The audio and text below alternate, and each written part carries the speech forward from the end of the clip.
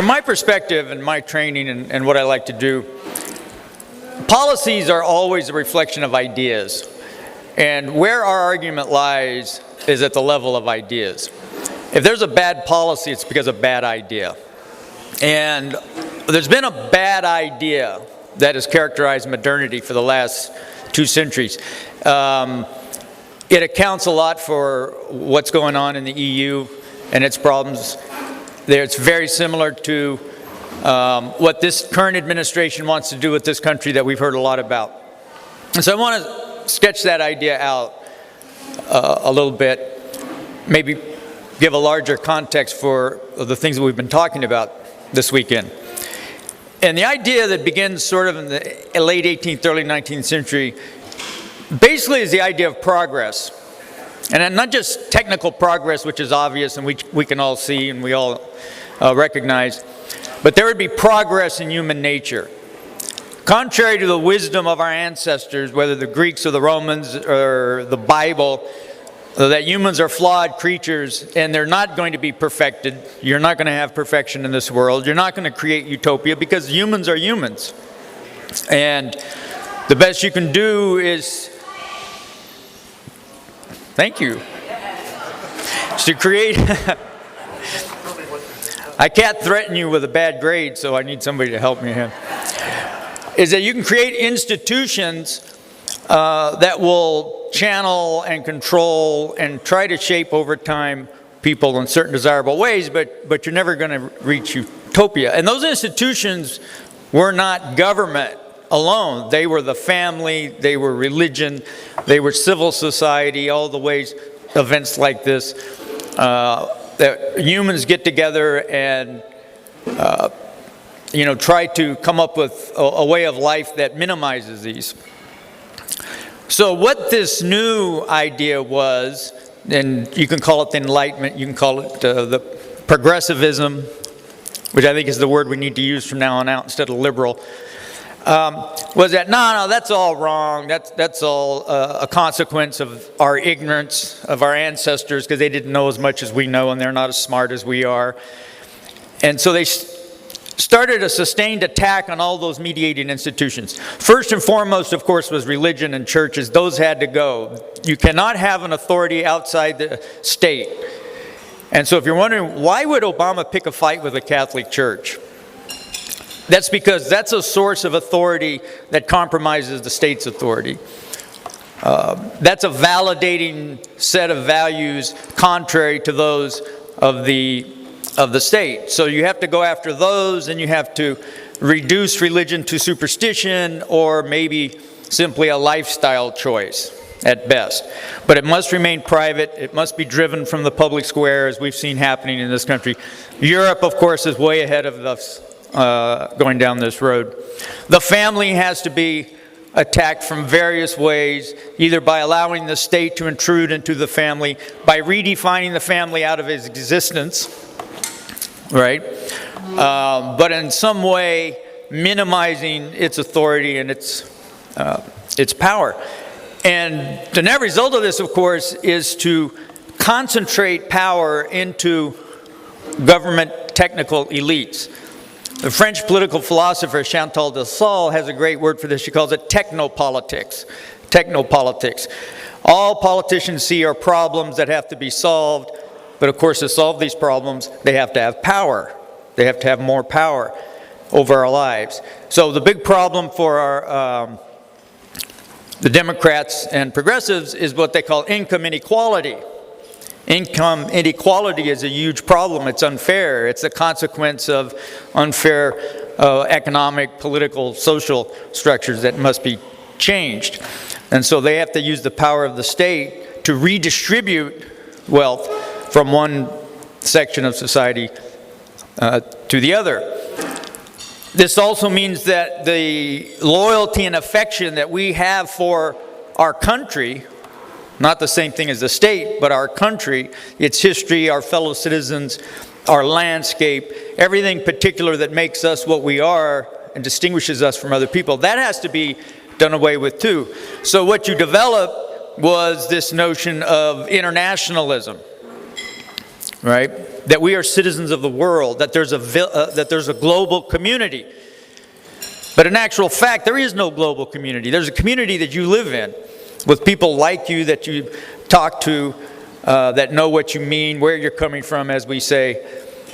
So the EU, which we are seeing is in a state of slow motion collapse, was predicated on the notion that being a German or being a Frenchman or being an Englishman or a Portuguese or whatever, that these were all standing in the way of this great utopia that would be created if we could let those techno-politicians take power and organize things. But of course, we're watching it fail right now, aren't we? In this economic crisis, all of a sudden, Germans were very much Germans, weren't they? Hardworking, thrifty, right? Living within their means, relatively speaking. And they're Greeks, and I love the Greeks. I mean, I've studied the ancient Greece, I've been there many times, I love it, but they have a very different set of attitudes.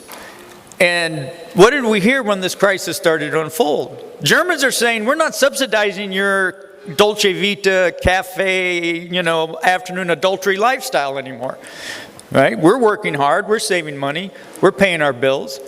All of a sudden they were Germans again, and the Greeks were Greeks again. And the Greeks were talking about the Battle of Crete and the German occupation and saying, you still owe us for this. Everybody all of a sudden were what they had been before. So this whole model that's been going on for 200 years, that's reached a crisis point now in the late 20th, early 21st century. It's unraveling. We've seen it unravel in Europe. And we now have an administration that wants to duplicate that failed model here. Right? Remember when Obama talked about the bitter clingers to their guns and religion and their fear of people not like them? That could have been said by an intellectual in 1870. Right? That's an old idea, and it's a failed idea because it ignores the truth of what we are as human beings. That we are created to believe in something greater than ourselves, in a transcendent reality that is the grounds for our ethics and our morals. That we are not just material creatures with material needs. That some of us work harder, are smarter, are more beautiful, or maybe just luckier. And this is going to create differences among people. But if everybody has the same opportunity to maximize whatever gifts they have and reach their level, that will be justice. What we have now is radical egalitarianism, which is to say everybody is going to be the same. Every attempt to do that has failed. It's failed in Europe. It's failing in the EU. It will fail here. So let me end, because I know we have a lot of panelists and a lot of things to say. Where do we go forward? And over this weekend, we've heard a lot of advice and analysis about the postmortem of the election, whether we need a better narrative or we need a better candidate. And maybe I've spent too much time studying the ancient Athenian democracy, right? Which, by the way, if you do, will not make you optimistic about democracy. And I don't believe that it's a question of technique. I think that's the mistake of falling into the other side's point of view, that all human problems are just problems of a technical fix. It's the problem of human nature. And historically, particularly democracies, they can change course, but it usually isn't because somebody comes up with a better idea and everybody says, oh yeah, my short-term interests that benefit me, I'm going to set those aside because I can see now that long-term it's better off for everybody to change course. Usually what happens is some catastrophe or other. In ancient Athens, the catastrophe happened, and Philip II of Macedon defeated the Athenians, and the Athenians weren't free again for centuries. They lost their political freedom in 338 BC. Us, I don't think we face that sort of military threat, but we have an economic catastrophe. And that might be what it takes. Just as in Europe right now, if they come out of their problems right now, if they manage to ride this out, it's going to be because of a lot of economic pain that's going to precede it. So on that cheerful and optimistic note, to make sure you all feel really good, I hope some of my colleagues have a more optimistic message for you. Thank you. Is Europe gone? And if it's not gone, it's going. Let me just list a few of the subjects I've written about in Front Page magazine just this past year. The epidemic of rape by Muslims in Oslo. The sky-high levels of Italian anti-Semitism. The bombing of the Paris offices of the magazine Charlie Hebdo in retaliation for its mocking of Islam. Yeah? Louder, louder. Okay. Hello? Better? These are things I've written about in the last year. The sky-high level of Muslim crime in the Netherlands. The admission of Oslo police that they've lost the city, in their own words, to marauding Muslim gangs. The legitimization, I should say, of Sharia principles in European courts. The prosecution of Elizabeth Sabadich-Wolff in Austria for speaking plain truths about Islam. The imprisonment of a British man for putting an anti-Islam sign in the window of his own home. Swedish assaults on free speech about Islam. The jihadist murder of Jewish school children in France. The acceptance of Islamic gender apartheid in Swedish schools. A woman who was sent around by Norwegian educational authorities to preach the joys of niqab to school children. The anti-Semitism of Günter Grass. The demands of Muslims in Oslo for a Sharia zone. The epidemic of arrests in Britain for speech acts that might offend Muslims. Norwegian efforts to put critics of Islam, including myself, on trial. An award-winning teacher in Denmark whose job was put in jeopardy because she blurted out the truth about the way in which Muslim students brought up to have contempt for infidels, especially infidel women, make education almost impossible. And an award by the King of Norway to a Maoist turned Muslim who loves Hamas, hates Jews, and supports Iran's execution of gays, apostates, and rape victims. Now, what do we conclude from all this? If Europe is not gone, it's certainly going, and it's not going anywhere pleasant. Now, one question is, if things are so bad in Europe, why is there so little reaction from Europeans? Why did Geert Wilders, and I wrote about this too, suffer a massive electoral defeat in the Netherlands this year?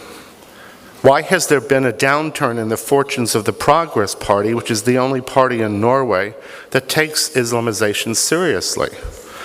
Why is it that, according to polls, Europeans are so gung-ho on Obama that if they had voted in the US presidential election, he would have won with 80% of the vote?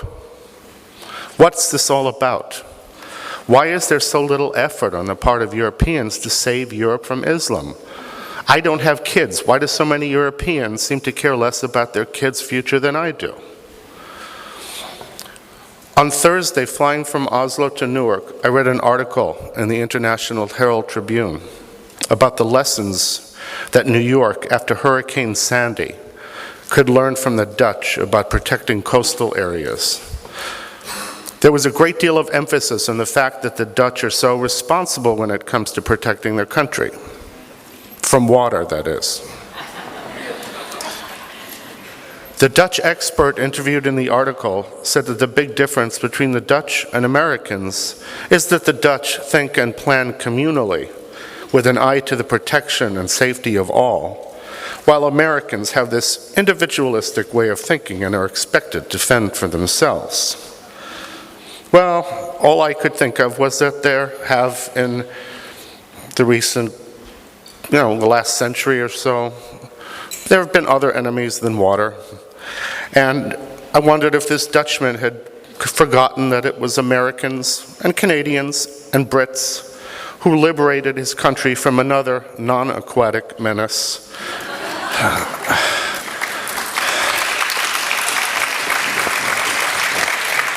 In the 1940s, and it was the American military that kept his country safe and secure in the face of yet another threat during the Cold War. Reading that article, it seemed to me that the real difference that was underscored by that story is this. The Dutch and Europeans generally are used to relying on their government to keep them safe and secure, protecting them from uncertainties, whether caused by the economy or by nature, without their having to think about it or do much of anything other than pay very high taxes. Meanwhile, Americans don't, or at least didn't used to, think of the government as the primary or sole insulation between them and reality. Furthermore, Americans are, or at least again used to be, accustomed when faced with threats like Nazis and Soviets to stepping up to defend their freedom and their neighbors' freedom and the freedom even of strangers in other lands. That's the kind of sense of individual responsibility that America used to bring out in its people. It's also something that disappears, that evaporates under statism. Yes, there are major continuities between Americans and Western Europeans, but there are also fundamental differences instilled from earliest childhood, including differences between attitudes toward government and toward one's relationship to government. The UK may not be so different from the US, but Norway certainly is. In fact, it's illuminating for me to live in Norway because it's pretty much the quintessential example of the European mentality. In Norway, you don't think what you can do for your country, you think of what your country can do for you. There's virtually no tradition of organized activism that seriously challenges the state and its premises. There's certainly no tradition of putting substantial amounts of private money behind such challenges. Absurd as it sounds, the government even subsidizes groups, the whole point of which is to challenge its policies, which means, of course, that they don't really challenge them all that seriously or vigorously. If you ask these groups why they don't seek out private funding so they can be more independent, they actually look at you as if you're crazy and explain that without government funding, you just don't have legitimacy and respect. There's virtually no major contrarian media. The mainstream media, most of them, if not owned, then are at least subsidized by the state and almost invariably echo the state's line. The mostly religious-oriented periodicals that do seriously challenge government positions, such as the tiny evangelical Christian magazine that reprinted the Danish cartoons and was forced by the government to apologize for it, are denied government support. In short, there's nothing remotely resembling a Norwegian version of this, or Fox News, or the Hoover Institution, or AEI, or Cato, or the Weekly Standard, or National Review, or the New Criterion, or Commentary, or City Journal. When many Norwegians look around themselves and see a problem that's just getting worse and worse, there's no voice inside of them telling them, we have to do something about this, I have to do something. They sit and wait for the state to act. And when they look at American attitudes toward government, they don't get it. Never mind that statist Europe is going down the tubes. It's all they know, it's their world, it's their security blanket. And even if they can see the writing on the wall, they can't really bring themselves to admit that the dream is dying. So if Europeans supported Obama overwhelmingly, it wasn't necessarily because they think he's done a great job. It was because when they looked at him, they recognized him as one of them, a statist. And when they looked at Romney, well, they just didn't get it. Small government. When you're used to the idea of the government being everything and everywhere, the idea of small government is like wanting to live in a smaller house or wanting to wear a t-shirt and shorts in a blizzard. Besides, Europeans have been told all their lives that government is good and business is bad. It isn't just that government is on their side. They've been taught from childhood that their government is them and that they are their government. And one of the government's many jobs is to protect them from the excesses of the free market. If you're a statist, the last person you want to govern you is a businessman. The idea that it's capitalism that actually generates the money that funds the welfare state is alien or bizarrely irrelevant to many Europeans. On the contrary, they're brought up to see capitalists as people who take more than their fair share. The other day, when Bret Stephens spoke here, he mentioned Oriana Fallaci's coinage to describe a certain kind of empty leftist rhetoric. Her word was goodist. Stephens also talked about the rise of policymaking as a form of moral preening. That's Norway in a nutshell. Policy is moral preening. If Israel has its back to the wall and has no choice but to make the hard, responsible decisions and defend itself, Norway is the anti-Israel, which has the luxury to preen and posture till the cows come home and break new records in goodism, which may also have something to do with the fact that it's the most anti-Semitic country in Europe. So many Europeans then respond to that empty goodist Obama-style rhetoric, but they don't get the language of freedom. Freedom just isn't as living a concept for many people in Europe as it is, or at least used to be, for Americans. For all too many Europeans today, even those who share our concerns about Islam, the concern isn't so much that Islam threatens their freedom, but it threatens their welfare state, their cradle-to-grave security. Freedom to many of them is an empty slogan thrown around mostly by Americans. Yes, they've enjoyed freedom all their lives thanks to the US military, but precisely because of that, because somebody else has done it for them, it's not something they have to think about, and therefore something they don't really quite appreciate, and in a sense are scarcely aware of. When writers in European countries are put on trial for criticizing Islam, there's amazingly little public outrage because even many people who agree with those critics of Islam think on some level that the powers that be know best and that silencing a critic of Islam here or there, well, it's in the interest of intercultural harmony and thus security. When the masses come out in protest in Europe, as you could also see depicted in 4 very big pictures from various European capitals on the front page of that same issue of the International Herald Tribune the other day, it's not because, like the Tea Party, they feel their freedom threatened by a state reaching beyond its powers, but because they feel their security threatened by a state trying for once to actually pull back, rein in its expenses, limit its own powers. And certainly there are no riots in Europe demanding to the authorities do something about the Islamization of their countries. Given all this, it's hard not to feel that people with a strong belief in a religion that commands them to die in its cause stand a very good chance of triumphing over people whose principal devotion is to the welfare state, the very premise of which is that they not only don't have to die for anything, they don't even have to get up and go to work in the morning if they don't want to. What is America's role in all this? Well, you can't do very much without a vigorous wealth-creating economy. And it's also been proven that democratizing the Islamic world means turning out secular dictators and voting in religious tyrants. We've also seen that our own leaders and major media are stupefyingly sympathetic to the Muslim Brotherhood.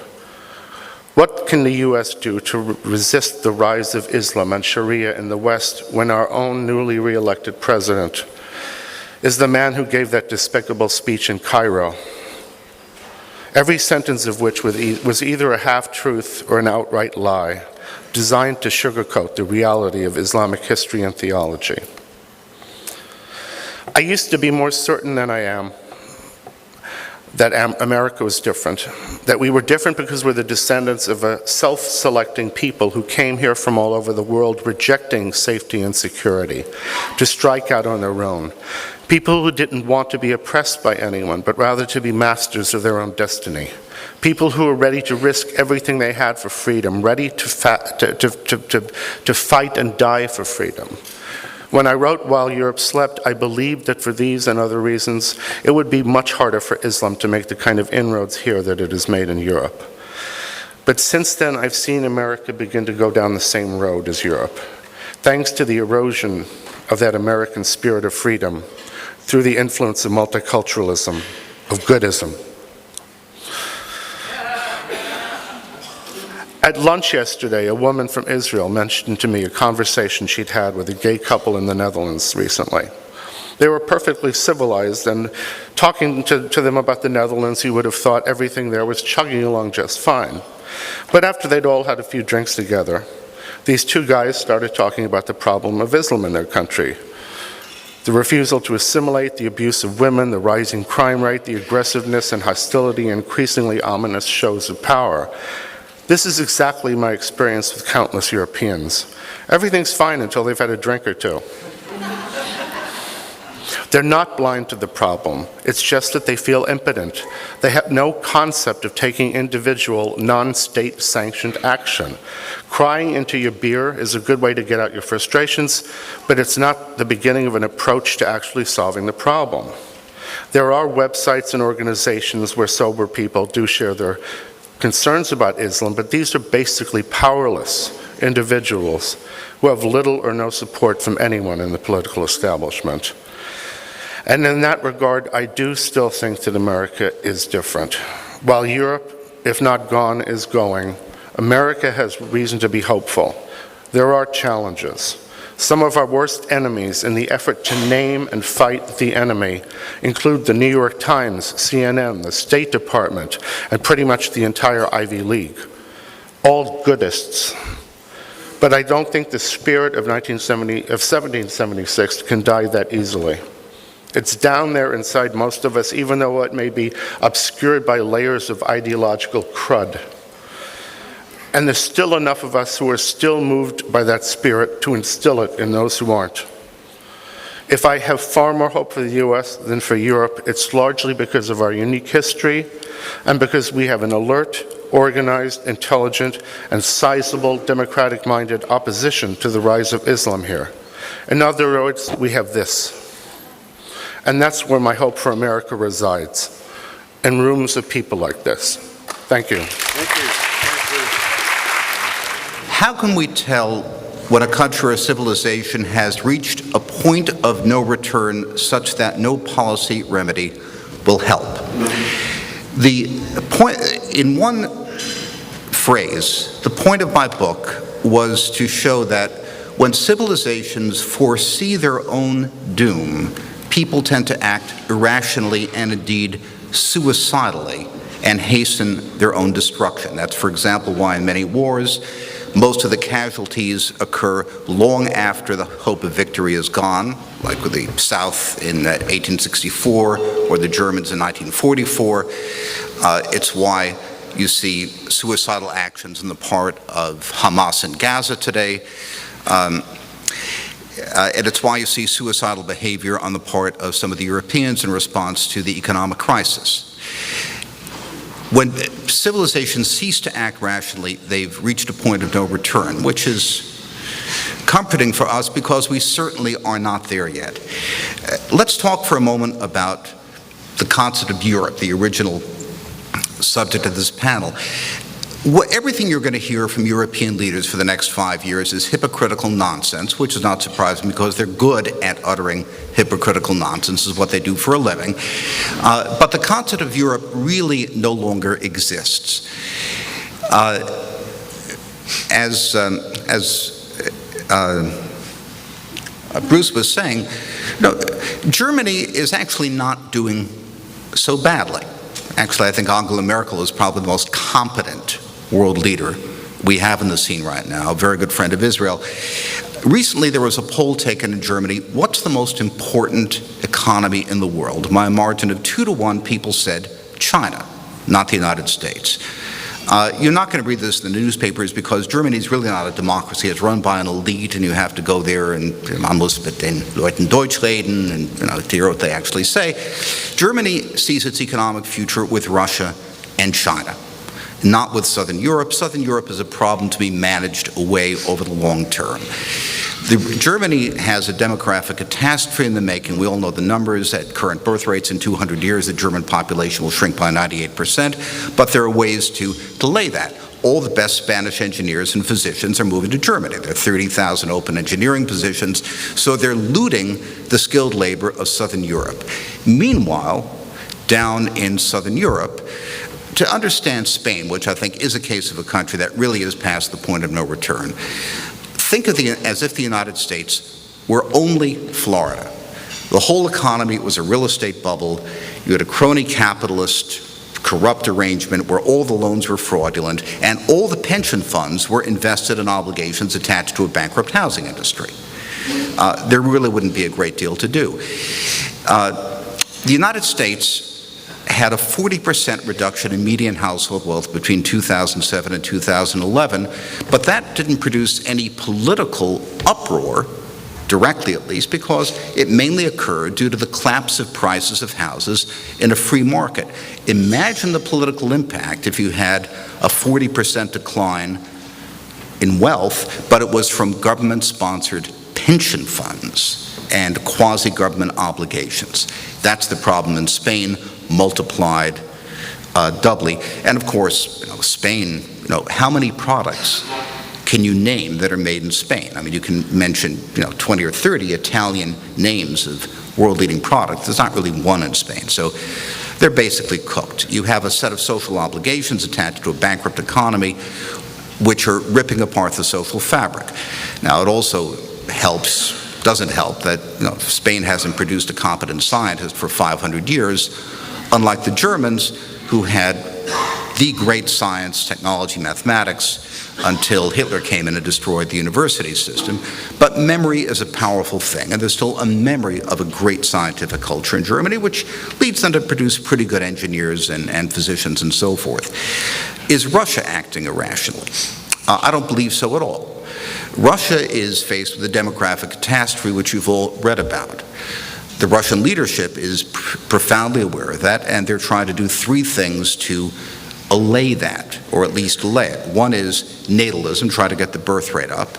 Secondly, incorporate the 22 million Russian speakers who were separated from Russia after the collapse of the Soviet Union back into home territory, which is why they'll never give up Ukraine, for example. And the third is to Russify their periphery, as they also have traditionally. Now, the Russians always do things brutally and in a rotten way. They're not nice people, and I don't like them. Are they irrational? No. There's a difference between Vladimir Putin and Hamas, or Vladimir Putin and the mullahs in Tehran.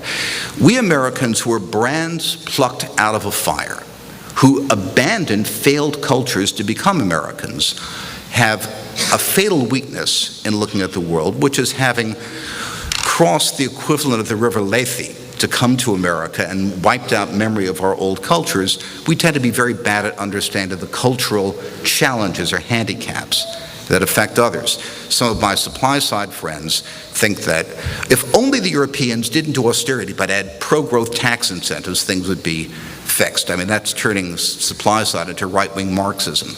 Being determines consciousness. It's about as dumb as the idea that putting in elections is going to create Arab democracy. The problem we have is that after 4 years of strategic withdrawal, the rest of the world is moving away from us. We've had a self-consoling delusion that China will collapse of its own weight because it's not a democracy and only democracies succeed. The main reason we have a chance of getting through the next 4 or 5 years is because China is challenged. At the moment that China, for example, were able to have its own reserve currency, we would be unable to borrow the $600 billion that we're borrowing from the rest of the world in order to finance the $1.2 trillion deficit. The Chinese are already massive sellers of Treasury securities. We're dependent mainly on Japan. Japan's collapsing. And I can tell everyone knows exactly what the scenario is that would blow the United States apart. 4 years from now, we've got a $20 trillion debt. We can't finance it at 1%. because there's inflation, the dollar's falling, we have to finance it, say, at 6%, and 5% of 20 trillion is another, do the math. It's $1 trillion a year additional in the deficit. That's when we go into an Italian-style debt spiral, and if 4 years from now we have huge numbers of people dependent on the government, then that will rip apart the social fabric. That could kill us. I think it's unlikely to happen in the near-term horizon because no one else really wants to hold the assets of the rest of the world. No matter how bad we are, we're still the leper with the most fingers. And the United States is still a safe harbor for international investment. So I think we have some wiggle room there. The Chinese, in order to become a reserve currency, would have to convince their own citizens to hold their own assets, which is a difficult thing to do in a corrupt and unwieldy dictatorship. But China will not collapse. So looking at the world, we have a highly differentiated picture. The world is moving away from us gradually. World trade, world economic weight is moving away from us, technology. But as I said, memory is a powerful thing. Even if the United States is a post-entrepreneurial economy, even if we don't really have a tech sector, but mature consumer businesses run by their legal departments, even if venture capital is dead, even if small businesses are being massacred, we should remember that even in Eastern Europe, after 50 years of communism, the memory of a capitalist economy and democracy led them to revive. So the fact that the numbers look terrible right now doesn't mean we're past the point of no return. It's when we begin to act irrationally and suicidally like the Spanish that we're past the point of no return. We're not nearly there yet, which means we've got 4 years to prepare for another battle. If we lose that one, ask me in 4 years how close we are to the point of no return. It'll be a different story. But in a nutshell, by every objective measure looking at the world, people who say we're finished, we've lost, this is the end, really have no justification in the empirical evidence. We have some leeway, we've got those 4 years, and we should use them wisely. Thank you very much. I wanted to say, first of all, thank you, and again, I know it's been done before, but to express my huge admiration for David Horowitz and for the Freedom Center for what you've done here. I have to admit, I was much looking forward to coming here, partly because it is genuinely restorative for me, and secondly because it's so nice to see so many friends. But I was slightly dreading it because I had an idea that after the election we'd all be sort of mooching around like zombies, sort of still in the first stage of grief. But we're not. And there's something about the spirit not only of the Freedom Center but of this country, I would submit, that already we are talking about how we can come back from this, what we can do, how we can use the next 4 years seriously and profitably, and I think that's much to your credit. There's a story of a man falling over a cliff and catching hold of the cliff as he goes down, holding on to a bit and shouting for help.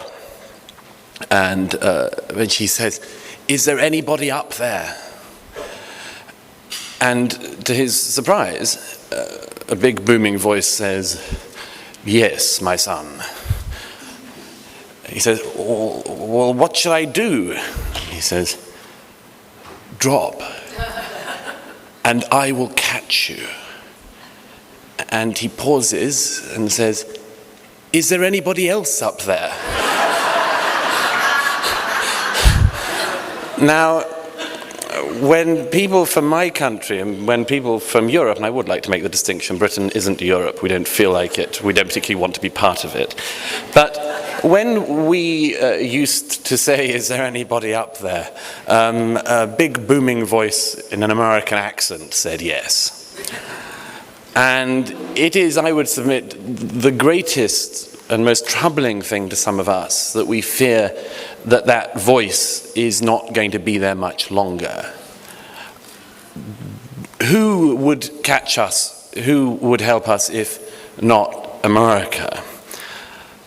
We are, and I wanted to focus on this particularly today. We are facing collectively a huge civilizational challenge, and it is one which your country and my country, our societies, our civilization is being set up to lose. And let me give you two examples. It couldn't be plainer, I think, than these. Firstly, free speech. One of our most cherished inheritances, one of our most hard fought for rights, and not only are we currently being asked to give it up, we are being asked to give it up by the people who wish to annihilate us. The concept of Islamophobia is one of the most successful ideas that any enemy has ever come up with, because you are committing a phobia if you point out somebody else's hatred, bigotry, and genocidal intent. That is not normal. Any ordinary society not being set up and trapped for its own extinction would realize what was going on here. It would be able to point out the people who deny the genocides of history and call for the next ones, and it would not fear doing so, and if it did do so, it would not be accused itself of being the problem. Yet that is exactly where we are with Islam. It's even the same with actions. If I point, or anyone in this room points to any terrorist you like and says, that person attended this mosque where they taught this, or this radical school, or whatever, you will be accused of doing 3 degrees of separation, guilt by association, and so on. But if you once met someone who once sat in a room with somebody who was a member of a far-right organization, that is fine to taint you as well. That is the new rule. And we are being set up to lose. We are being smeared all over the place by an enemy that says, I am being smeared, you must stop. We must prevent this. We are being set up to lose. Yesterday, one other point on this, which is possibly the most invidious and dangerous but successful of the lot. The motif that has now come to America, which has been prevalent in Europe, and it is this, that Muslims are the new Jews. You have this. It is all over America now. You saw it in the Ground Zero Mosque controversy. You see it in a whole set of things. That instead of being a set of communities who should deal with a radical problem within their own midst, anyone who points at the radical problem is doing the demonizing and is somehow about to set up a new Holocaust of people, but this time it's Muslims. It is not only terrorizing to people, it completely freezes them. What would you do in such a situation? How could you break through it? It's extremely difficult. We had yesterday a stunning interview Bruce Bauer did with Ayaan Hirsi Ali, and amid all of that luminous and enormously informative thing, Ayaan said something which I did want to pick up on, though, because I think this is vital. She said that one of the advantages possibly of people living under Sharia in the Middle East, in countries that had gone brotherhood, was that they would live under it, they would discover what it was like, and they would blame the people who were putting Sharia over them. But I think that's slightly too optimistic, and I don't often accuse Ayaan of being too optimistic. I say it's too optimistic because there is a get-out that everybody is now going to use and everybody is now using. Even if you are living, like the people of Gaza, under a Sharia regime, you can deflect the blame. And you can deflect the blame onto the Jews. And that is, again, what is happening in Europe, and it's what is and will start to happen more here. Yesterday on the BBC, the main BBC programme, any questions? The first question from the audience said, in the light of recent events in Gaza, does Israel deserve to have a future? It is perfectly up for discussion, and people, even in Britain, even in the EU, who look at all of the problems we have in the world, even these people can come up with an excuse which doesn't involve themselves, which can be passed on to somebody else. And that is why what we've said for years is true once again. And we are seeing this in Tel Aviv, we're seeing this in Jerusalem in recent hours, that Israel is the front line, not just for you, not just for me, but for civilization.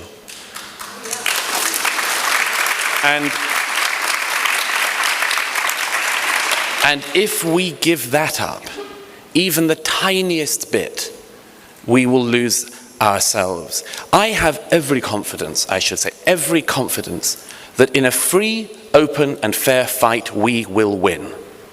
If we have the ability to say what we think, we will win. Our values are better than theirs. Their values are appalling. They have never worked. They have no possible appeal if we can offer our values. But if we are silenced, if we are shut up, if we are 3 degrees of separation away, if we are Islamophobia'd out on all of this, they can win. It is the only way in which they can, which is why they are so sensible in the choice of ground on which they have decided to play this, and why we are so idiotic to fall into this trap. Our values are better and they will succeed. One final thing. This period is going to be, as other speakers have said, extremely difficult, extremely messy. There is a lot to do to turn this around. It can be turned around, and we have to bear in mind, and we have to keep in mind the things we have on our side. And I just wanted to share with you before closing a quote which has always seen me through, and I hope I can share with you in case you need something to see you through. It was what Winston Churchill said in 1940 on the death, actually, of Neville Chamberlain. And he said this: "It is not given to human beings, happily for them, for otherwise life would be intolerable, to foresee or to predict to any great extent the unfolding course of events. In one phase, men seem to have been right. In another, they seem to have been wrong. Then again, a few years later, when a perspective of time has lengthened, all stands in a different setting. There is a new proportion, another scale of values.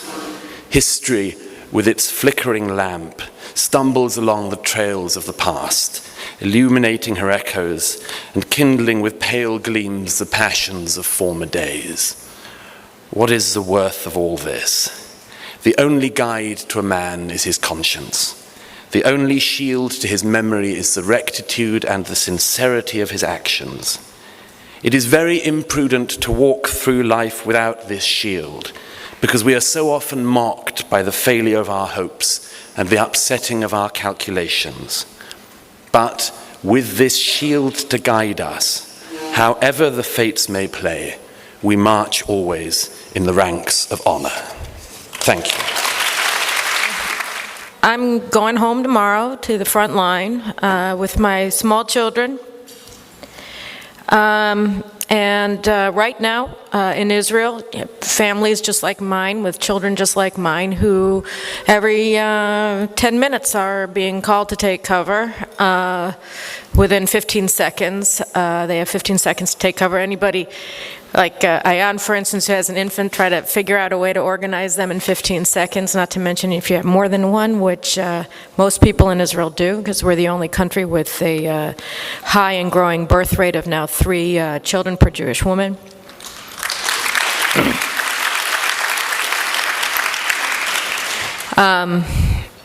It's very hard. It's very hard to be the front line. And it's increasingly difficult to be the front line because there's nobody in the back. Today, Obama gave a joint press conference with the Thai Prime Minister, I think, in Bangkok. And I think it was his first public statement about the war that's being waged against Israeli society by jihadists in Gaza, supported by jihadists in Egypt and Iran, Qatar, Turkey, Tunisia, and really everywhere. And he said Israel has a right to defend itself, and that he wants a ceasefire and he wants to avoid escalation, and that we'll know within the next 36 to 48 hours if we can put in place a ceasefire that will prevent an Israeli ground operation. And just to give a sense, by 2 o'clock in the afternoon Israel time, from dawn till 2 o'clock in the afternoon, over 200 rockets had fallen on Israel. And then when I was listening to my colleague's talk, I was trying to get an update, and I think another 70 have fallen since then. We have about a dozen people who have been lightly to severely wounded by rockets in cities in Israel's south, all the way up to Ashdod, which is 20 kilometers outside of Tel Aviv. So it's, unpleasant. Now, one of the questions that we have, or one of the things that we have to understand when we're talking about what's happening today in Israel, is that what we're seeing today, this latest round of violence, which is the latest round of jihadist aggression against Jews for no reason, is that this is the first conflict that we've seen take place, or the first acts of aggression of war against Israeli civilians that we've seen on such an organized and massive basis since the Arab Spring. And it's sort of interesting, the dynamic at work here, because on the Arab side, you have a transformed world. You have today America's principal allies in the region, Qatar, Egypt, Turkey, and Tunisia, openly siding with a terrorist organization against America's principal ally in the Middle East, Israel. That's never happened before. I mean, under Mubarak, he always held Hamas at arm's length and tried to pretend that the PLO wasn't a terrorist organization, but was always trying to subvert and weaken Hamas because Hamas is the Muslim Brotherhood. And so he understood that the strengthening of Hamas in the Palestinian society would necessarily enable or facilitate the empowerment of Hamas, or the Muslim Brotherhood, in Egypt. And since he was fighting the Muslim Brotherhood in Egypt, he also opposed Hamas. And today you have the Muslim Brotherhood in charge of Egypt. And they're all for Hamas because Hamas is them. And that is a massive change. So now they are openly siding with Hamas. There was just a report today in the Israeli media that there was, I think, a meeting yesterday of the Muslim Brotherhood's leadership in Cairo, and there was a big debate about whether they should actively involve themselves in the war on Hamas's side, either through direct military action against Israel on the part of the Egyptian military, or at a minimum through continued armament of Hamas through Egyptian territory in the Sinai.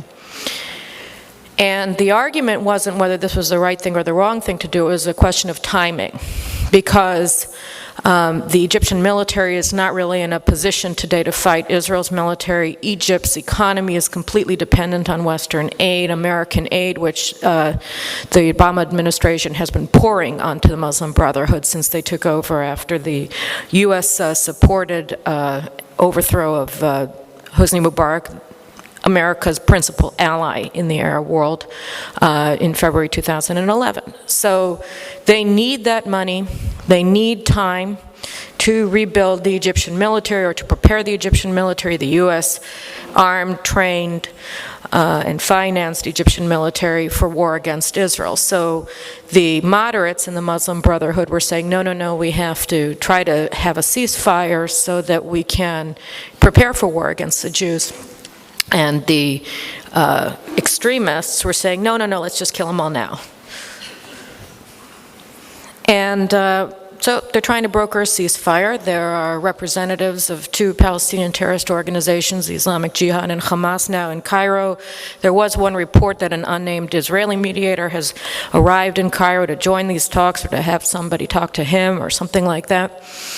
But what are the what are the conditions of the ceasefire that they're trying to get Israel to agree to? They're calling for Israel to end all Israeli ground and air incursions into Gaza, that is, stand down, open up all of the borders of Gaza to Israel, and unlimited movement from Gaza into Israel, and also end the Israeli naval blockade of the Gaza coast. And of course, stop molesting the Egyptian Gaza border, where you have just a highway of arms coming in all the time. They also want Israel to stop targeting the heads of not only Hamas, but every other terrorist organization in Gaza for killing them, to take them out. And those are the ceasefire terms that the Egyptian moderates, the U.S. ally that Obama has been on the phone with every single day basically since this started, are putting forward as ceasefire terms for Israel. So this is a transformed Arab world. And on the other hand, what you have facing them or talking to them is an America and a Europe that aren't changed at all, that are acting as though nothing has happened in the Arab world. You have Obama saying this statement in Thailand today: we support Israel's right to self-defense, and they shouldn't escalate, and there should be no ground invasion, and we have to stop it as quickly as possible. That everybody said every single time that you had an act, a round of aggression against Jews, just because we're Jews in Israel, over the past 25 years from every American leader. And those calls have always been nasty, but now they're nasty and counterproductive and irrelevant. Because who is he talking about? What ceasefire is he talking about? What does he want? What the ceasefire terms are is for Israel to stop defending its citizens, is to sit down, lie down, and any attempt to even begin to restore its deterrent force against its increasingly aggressive neighbors. And these are the people that he's looking to for direction: to Morsi, the head of the Muslim Brotherhood government in Egypt, and to Erdogan, the Islamist, jihadist, anti-Semitic prime minister of Turkey. And these are the people who are giving guidance to the U.S. government. These are the people who are telling the American president, the people who he seeks advice from, and whose advice he's following today. So you have an Islamic world that's increasingly hostile to U.S. interests, and you have an America that's pretending that the people who are giving them hostile advice are their friends and credible and should be listened to. So where does that leave Israel?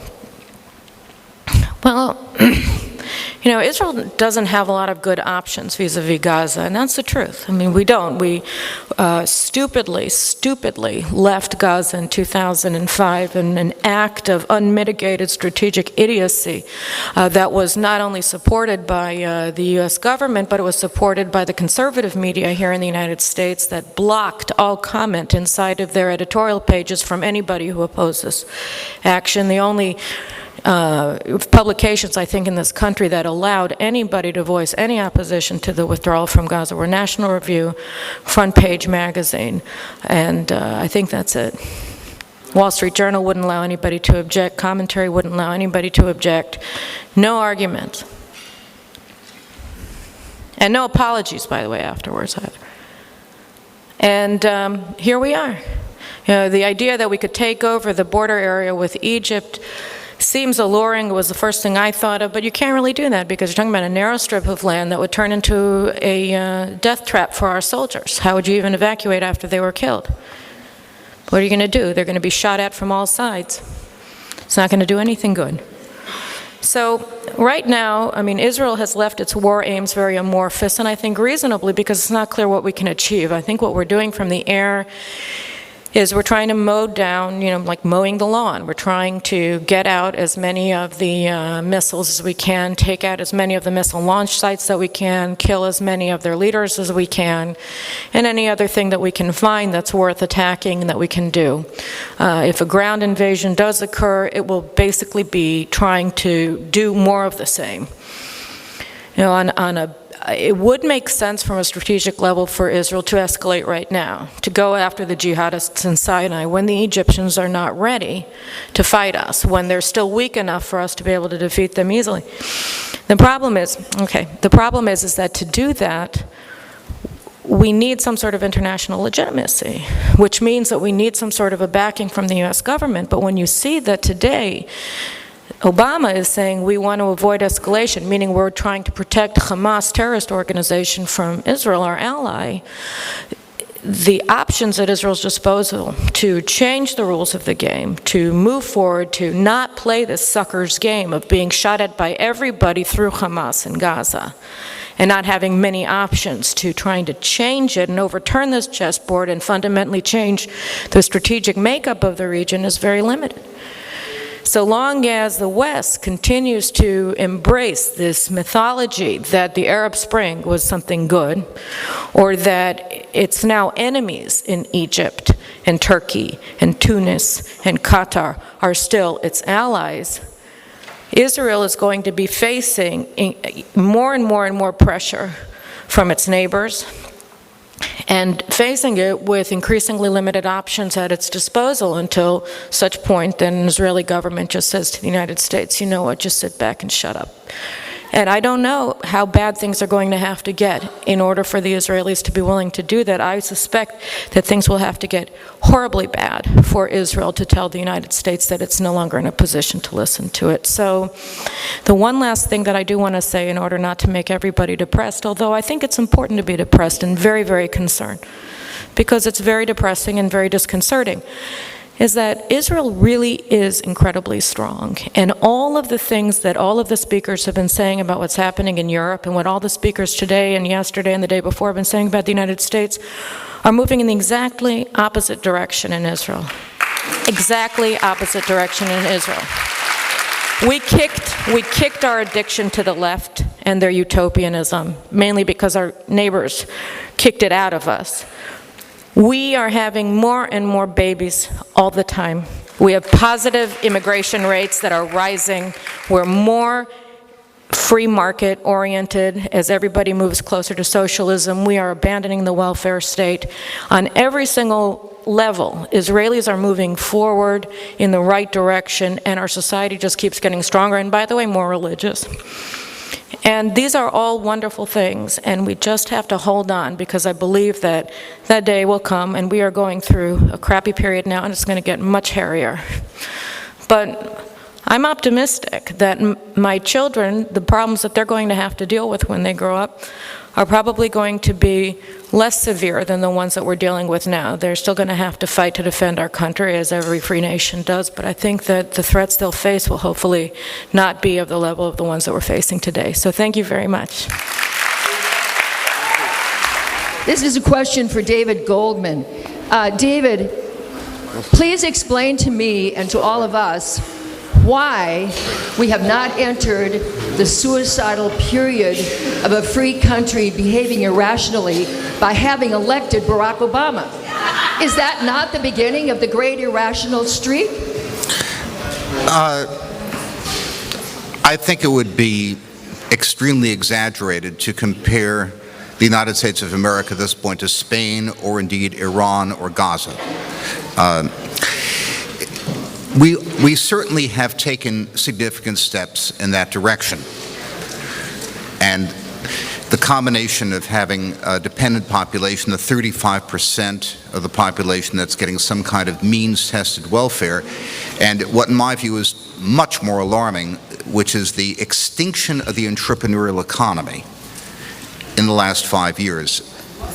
The extinction of the entrepreneurial economy, the one word which I expected to hear but heard from none of the political experts, of which I'm not, is entrepreneurship. Entrepreneurship. I mean, I went to lots of Romney rallies. I heard him speak in person numerous times, and he talked a good line about entrepreneurship. And that's what I believe in as the solution to economic problems. The American public was having none of it, possibly because no one under the age of 30 has any experience of entrepreneurship affecting the economy in a positive way. The last 2 generations of entrepreneurs got carried out in body bags. The dot-com people, real estate and finance. I was a finance entrepreneur. That generation is extinct as the T-Rex. Just to give an example, during the tech boom, the so-called tech sector, the information technology component of the S&P 500, had a trading volatility of about 3 times that of the index. It's what you would expect from upstart new companies. Now they trade identically with the index. They're not tech companies, they're mature consumer businesses, they're run by their legal departments. The greatest slaughter in terms of employment is the companies in the 500 to 1,000 range. I disagree with some of the previous speakers. I don't care if somebody opens a dry cleaning store. It's nice, but it doesn't affect the economy. It's the handful of geniuses who go from 50 to 5,000 or 50,000 employees who make all the difference. And it's exactly that side which is being extinct.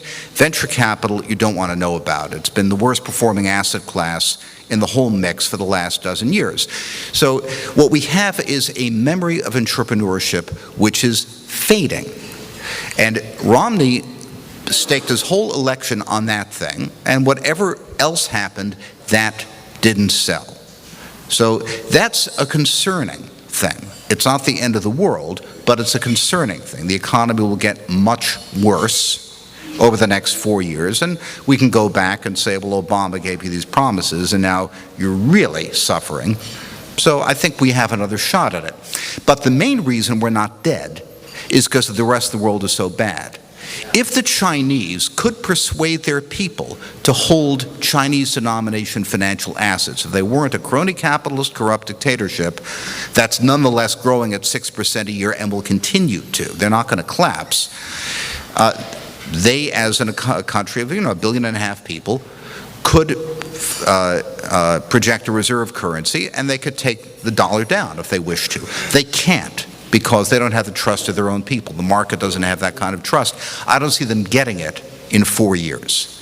So it's, as I said, the fact that we're still the leper with the most fingers. It's our residual strength and the memory of our strength and the incompetence and bumbling of our competitors that gives us a window. We should not feel too good about ourselves. I don't want to be inspirational. I want to be cold-blooded and realistic. I'm putting on the green eye shades of a former head of bond research at America's biggest bank and looking at our credit hard.